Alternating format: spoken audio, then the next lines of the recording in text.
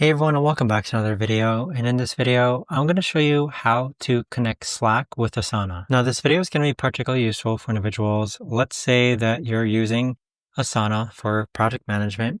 How do you actually go ahead and connect Slack with it? Now, this video is going to be short, sweet, and simple, guys. There's not going to be a lot of steps involved. Now, in order to do this, what you're first going to do is click on the upper right-hand corner of your Asana account. Next, click on Settings. And then from here, you want to go ahead and click on Apps. And then from here, you want to go ahead and click on Apps and then go ahead and scroll down. And then you're going to click on Slack. Okay, so you can connect to Slack here. Click on Connect, and then it's going to prompt you to actually go ahead and log into Slack. So all you've got to do is allow authorization to Slack, and there you have it. But that right there, guys, is the best and easiest way that I know of to actually go ahead and connect Asana with Slack.